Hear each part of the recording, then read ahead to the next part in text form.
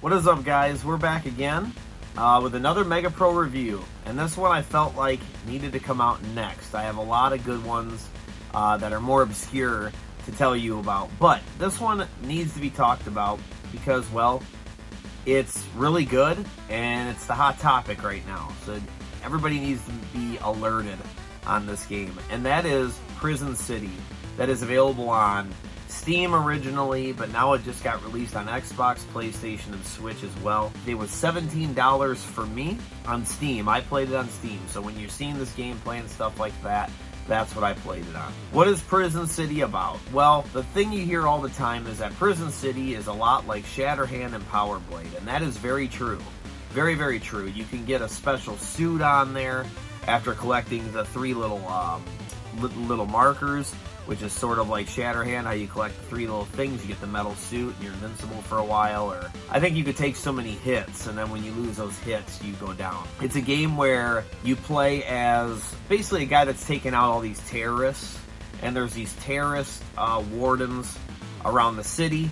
It plays like a, you can pick each stage like Shatterhand, but also sort of like Mega Man, same sort of thing. They really covered a lot of good things on all the different environments that you can choose. The music's really good, and this was made from Retroware TV, and I don't know exactly who the designer is, but I always call these Retroware games from Retroware TV on YouTube, and I think it's really cool because every single game they've come out with has been really quality. They did both of the AVGN games, and they're coming out with a game soon. I believe it's called Iron Meat, and that's going to play a lot like Contra, so definitely check this out.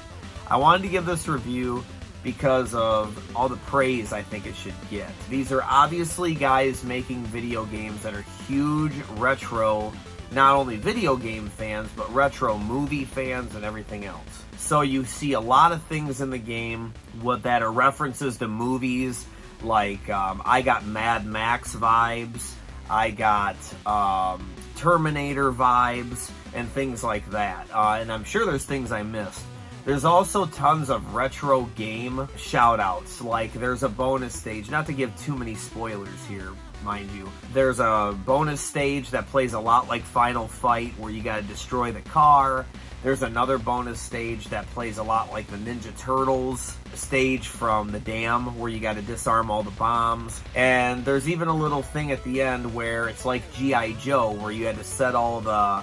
You remember the G.I. Joe game on the NES where you had to set all the bombs? You'd basically do the stage and then you had to set all the bombs up, get out of there, and then go fight a boss. Well, they had a stage where you set all the bombs and it actually looks exactly the same, so it's really cool. During the beginning interface, there's things that are obviously tributes to Metal Gear. The story's pretty vague, but that is how NES games were, and that's what I really like about this game, is they kept it simple, like the old games were, and they were freaking awesome. The difficulty is not too difficult, but it depends where you put it. It has 3 difficulty settings: easy, modern, and classic. It's essentially easy, normal, hard, and it goes anywhere from when you fall in a hole, you die straight up when it's on classic, or you play on any of the other ones and it just takes away some health and you spawn back on top of the platform that you're on.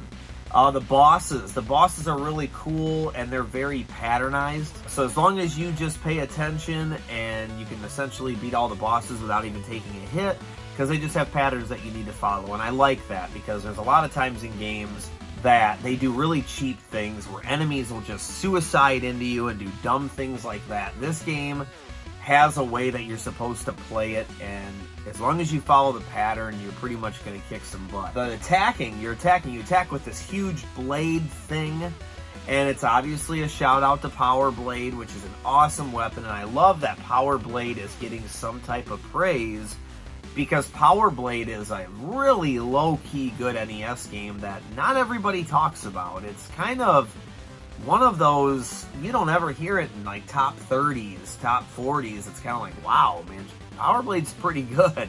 So if you haven't played Power Blade on the NES, definitely check it out. Seriously, it's a really good game. Other than that, the game controls really well. The graphics are that new-aged retro vibe. that a lot of other games have, like Blazing Chrome and things like that. And I don't say that in a negative way. I say that in a good way. It's fine. It works. You can even go into the settings and you can change it to where if you really want that CRT filter or something like that, you can do that. Something very important to know that I didn't know in each level, the game wasn't super good with a tutorial on telling you how to play, and obviously nowadays we don't have instruction manuals to help us out with that kind of stuff. And there was nothing built in-game that was very impressive from what I remember. There might have been something that gave you a couple of tips or something like that, but nothing crazy. What I'm going to tell you is in each level, I don't know if it's every level, but you're going to want to be looking for health upgrades, and I'll just say magic upgrades. But basically it's like how hard your blade can hit. And the blade, the more you use it, the more you throw it, the power is like going down weaker and weaker and weaker. So sometimes you don't want to attack so much, you just want to attack very accurately. And the more of those that you collect, it actually grows the meter up. Same with health, obviously you can take more hits. So that can make the game a lot easier. So sometimes you'll want to go back and replay a level, which you can do even after you've beaten the boss.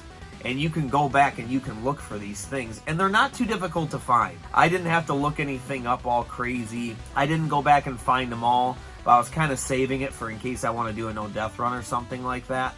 I'm definitely not done playing the game. It's a really good replayable game. The game took about 5 hours to beat or something like that, I think. Maybe I could put my time, insert my time that I took to beat this game. It's not a game that's going to take your whole life away from you. You could come home from work, knock out a couple levels, turn it off, and come back to it, hop right back in, and you're going to be just fine. I think there's 8 levels, and then there's a 9th level. There's 8 levels to choose from on the map. There might be an intro level as well that's very short, trying to be a tutorial. And then there's an actual like end level where you go inside the middle. That's a lot like Shatterhand, a lot like Mega Man.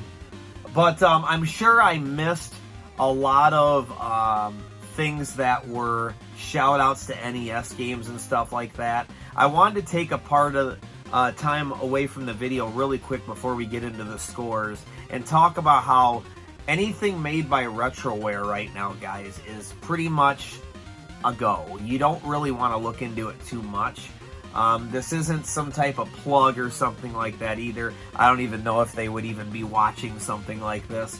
But I wanted to applaud at how they're doing these games because there's not enough people that take these simple games like all these NES games, take what they do and make new games. And there's a huge indie thing, don't get me wrong, but Retroware I feel like went kind of far above that. This is a company, like an actual company of people working on games.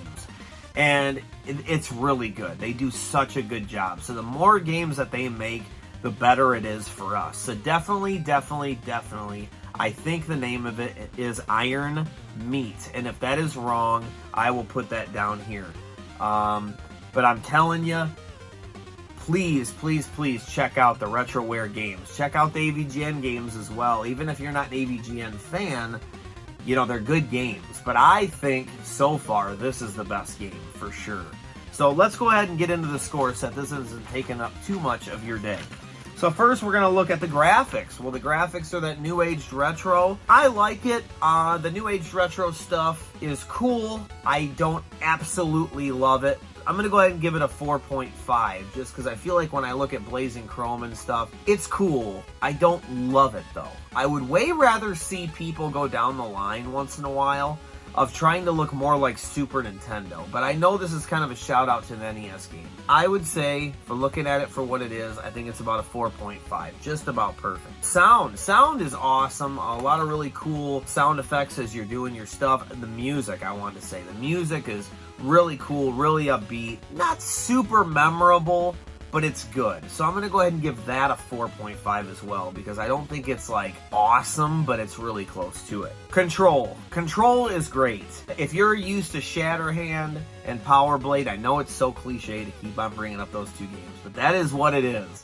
A little bit of Street Fighter 2010 too, shout out to them. If you're used to that, then you are going to be right at home. So I'm going to go ahead and say a 5 there. I'm going to go ahead and say it's a perfect 5. Fun factor. Dude, I think fun factor, if you like those games, is really, really good. I mean, I couldn't think of anything bad about it. I tried to ticky-tack it with control a little bit when I was playing, but I think sometimes my issue with these new retro games is I play on a CRT at all times, and I play these old games, and they are so exact when you press things that I think when I play these new games, there's just a little bit of lag to where I'm not used to it. So I think if I practiced it and got used to it, I'd be just fine. But I think that's something I struggle with, and I'm like, you know, I'm not going to dock it for that. That's not right. So I'm not going to do that. So I'm going to go ahead and give that a 5 as well.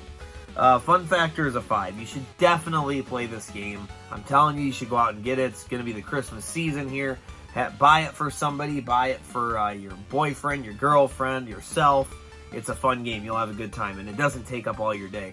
I want to say a lot of people have trouble with, you know, games that are hundreds of hours long and stuff. This game will take you no more than 6-7 hours, and you're going to have it. You're going to be just fine. Other than that, guys, definitely check out Prison City. It's a great game. Retroware TV, Retroware company, nice job. If somebody else was involved in actually creating the game, definitely, I tip my hat to you. Good job. As a big retro fan, I really appreciate you guys. And that's the bottom line, because Stone Cold said so. I don't have a physical to do it, so I'm going to do this. I probably just broke the game.